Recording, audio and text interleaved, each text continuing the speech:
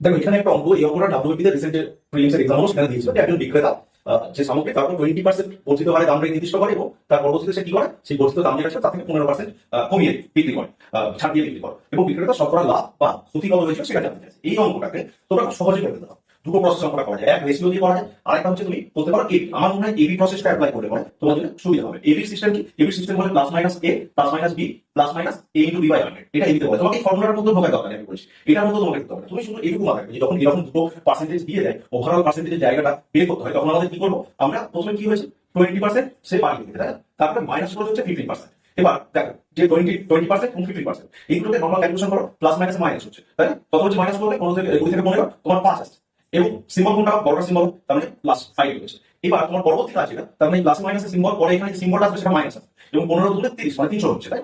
তারপরে এই যে 300, এই 300 এটা ওখানে দেখাটা 100 রয়েছে, তাই না? তার জন্য এই দুটো শূন্য উড়িয়ে দাও এখান থেকে, এই দুটো শূন্য বাদ দাও, তাহলে 3 থাকবে। হ্যাঁ, তোমার 3 থাকলে পরে কারণ পয়েন্টের পরে লিখতে আমি আর কিছু বললাম, এটা 3 রইল। তারপরে প্লাসে মাইনাসে তোমার কত হচ্ছে? মাইনাস হচ্ছে। মাইনাস তোমার কত আসছে? 5 থেকে 3 মাইনাস করলে 2 আসছে এবং সাইন কোনটা দরকার প্লাস, তার মানে প্লাস 2 মানে তার মানে তার 2% এখানে প্রফিট হচ্ছে। যদি মাইনাসে আসতো এটা তাহলে পরে বলতাম 2% ক্ষতি হচ্ছে। তো বিক্রেতা শতকরা লাভ হয়েছে কত হয়েছে? 2%। এবার দেখো এটাকে যদি তুমি রেশিওতে অ্যাপ্লাই করো, রেশিও অ্যাপ্লাই করলে তুমি, আমি এখানে রেশিওটা দেখাচ্ছি, দেখো 20%, তাই না? সে বাড়িয়ে রেখেছে 20% মানে কি হয়েছে? প্লাস করে রেখেছে 20%। আমরা জানি যে 20% মানে 1/5, তাই? অর্থাৎ যদি রেশিওতে এখানে এটাকে আমরা রিপ্রেজেন্ট করি তাহলে যদি 5 টাকা দাম থাকে, 5 পার্ট যদি দাম থাকে, টাকা না 5 পার্ট যদি দাম থাকে তাহলে সেটা 1 পার্ট বাড়িয়েছে, তার মানে 6 পার্ট হচ্ছে, রাইট?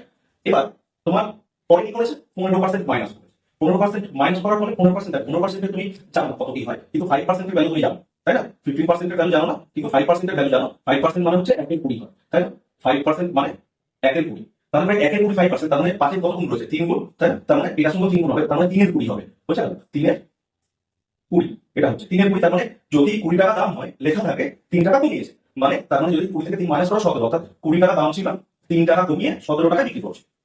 তাহলে পরে এবার তোমার কাজ কিছু নয়, এখানে যেটা করা সেটা হচ্ছে এইগুলোকে গুণ করো, এইগুলোকে গুণ করো। করলে পরে দেখো 5 গুণ কত হচ্ছে? 100 হচ্ছে এবং তোমার 6 গুণ কত হচ্ছে? 102 হচ্ছে। এখানকার যে ডিফারেন্সটা পাচ্ছ তুমি, এই যে 2 পার্টের 100 2 পার্টের লাভ, তার মানে 2% লাভ হচ্ছে। যদি কম আসতো তারপরে ক্ষতি হতো, এখানে 28 আসতো, তারপরে 2% ক্ষতি হতো। তারপরে উত্তর 2%। তুমি এটা দিয়েও করতে পারো, এটা দিয়েও করতে পারো। আমার মনে হয় যে এটা তোমার জন্য বেটার হবে, কারণ হচ্ছে এখানে গিয়ে বেশি একটু সময় খেয়ে, তার থেকে এটা তুমি অনেক সহজে করতে পারো, মুখে মুখে করে